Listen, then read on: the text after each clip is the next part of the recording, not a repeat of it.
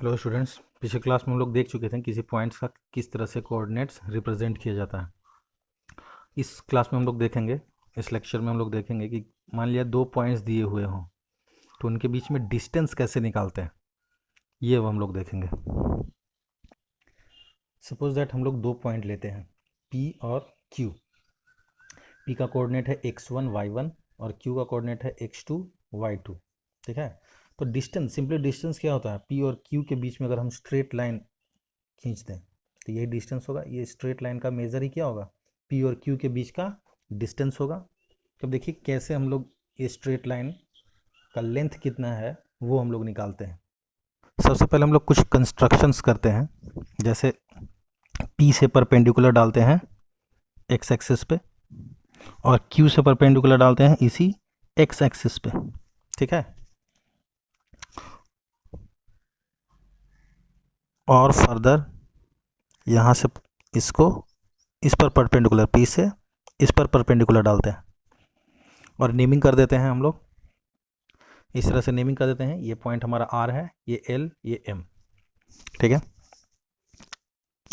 अब देखिए कोऑर्डिनेट इसका x1 और y1 कहने का मतलब क्या है। x1 कहने का मतलब है कि यहाँ इसका इस एक्सिस से दूरी कितना है, x1 है, यानी कि ये डिस्टेंस कितना है, x1 है। इसको अगर हम रेफरेंस मानते हैं, रेफरेंस एक्सिस O हमारा O है, तो OL का वैल्यू क्या होना चाहिए, यानी कि ये x डिस्टेंस ये क्या होना चाहिए यहाँ तक कि इसका वैल्यू क्या है, x1। और उसी तरह से PL यानी कि इस एक्सिस से यहाँ की दूरी कितनी है, y1, यानी कि PL का वैल्यू कितना होना चाहिए, y1। ठीक है, उसी तरह से अब इस एक्सिस से यहाँ से यहाँ की दूरी x दूरी कितनी है, x2, तो यानी कि यहाँ से इस एक्सिस से यहाँ की दूरी यानी कि O से M का डिस्टेंस कितना है, x2।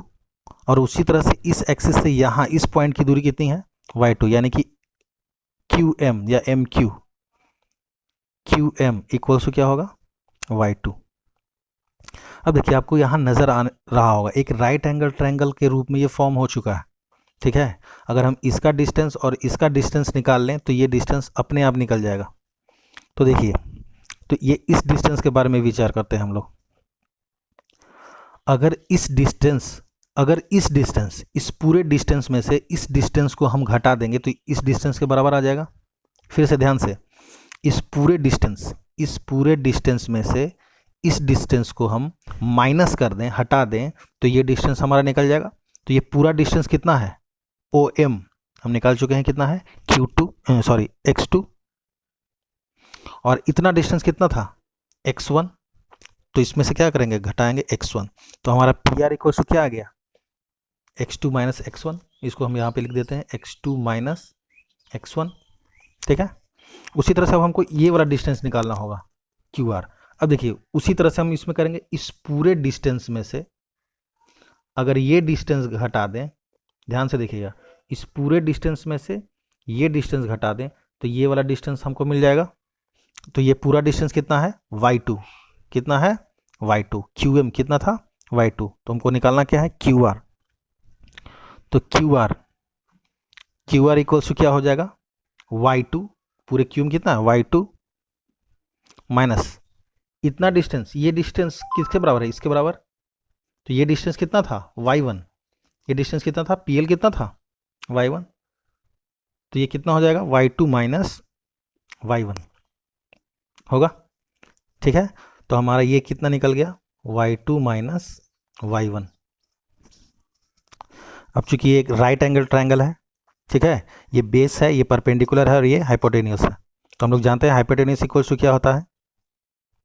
अगर इसको हम बेस माने और इसको हम परपेंडिकुलर माने और इसको हम H माने, हाइपोटेन्यूस, तो हाइपोटेन्यूस इक्वल्स टू क्या होता है, रूट अंडर परपेंडिकुलर का स्क्वायर प्लस बेस का स्क्वायर। तो हमको वही करना पड़ेगा। P के बराबर क्या है, y2 minus y1, y2 minus y1 है। ठीक है, तो अब हम यहाँ से क्या निकाल सकते हैं, H, यानी कि PQ ही तो अपना डिस्टेंस है, P और Q के बीच में डिस्टेंस क्या है, PQ स्ट्रेट लाइन। तो PQ का डिस्टेंस क्या होगा, PQ का लेंथ क्या होगा, P स्क्वायर, यानी कि y2 माइनस y1 का whole square plus x2 minus x1 का होल स्क्वायर। तो इस तरह से हम लेंथ निकाल सकते हैं, किसका, किन्हीं दो पॉइंट के बीच में डिस्टेंस निकाल सकते हैं। PQ का लेंथ निकल जाएगा। तो ठीक है, तो इस तरह से हम दो पॉइंट्स के बीच में डिस्टेंस निकालते हैं।